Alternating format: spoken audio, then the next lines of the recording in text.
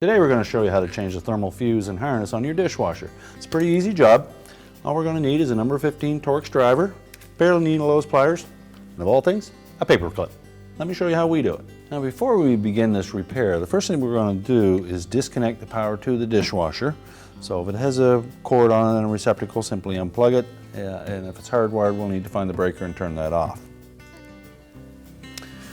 Next, we'll open up the door. And there are 8 number 15 Torx screws around the perimeter of the inner door panel. So we'll remove all of those. Now we'll separate the inner door liner from the front panel and the control panel. You just close that up and drop something down through the opening to the door latch. That'll hold that up and out of the way. Next we'll remove the cover from the control module. There's a little locking tab on the center side, and then just disengage it from the frame of the door panel. That will expose our thermal fuse, which is located right on the top of the microprocessor board. Now the kit comes with 2 new wires, a new fuse, and if you inspect these wires and they show any signs of any corrosion or deterioration or arcing or burning, you may wish to replace those. Now you can cut the old ones off and just leave them tied up in that harness.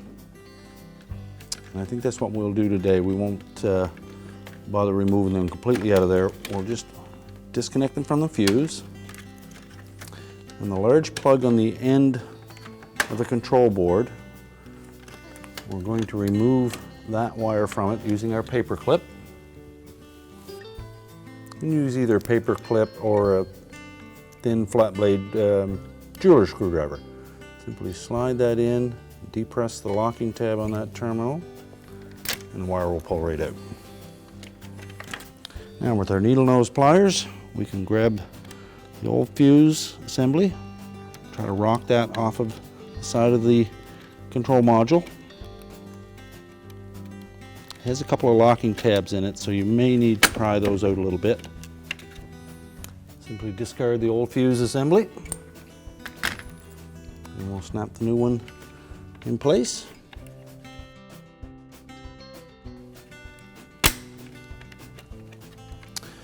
We're going to remove one tan wire from the door switch assembly, so hold the assembly still with one hand, and with our needle nose, we'll pop that off of the switch. And we'll take our longer wire terminal, or wire harness, and put the angled connector on the door switch. Make sure it fits firmly.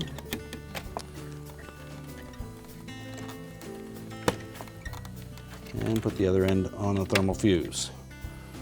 We'll take our new wire harness, and we'll locate the locking tab on the end of that. We'll simply slide that into the Molex plug with the locking tab pointing towards the outside. You should hear it lock into place. We can reconnect that plug to the board, and then the remaining terminal on the fuse. Now with our wire tie, I'll simply gather that new harness together and fasten it to the old one. And you can snip off the excess of that.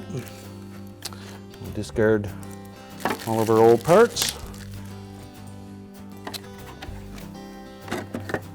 Put the cover back in place. 2 tabs on one end just hooking underneath the frame.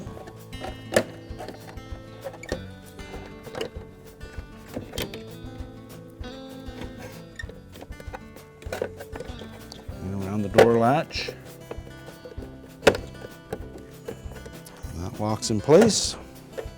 We're ready to put the screws back in the inner door panel. Put the 4 corners in first to make sure everything lines up.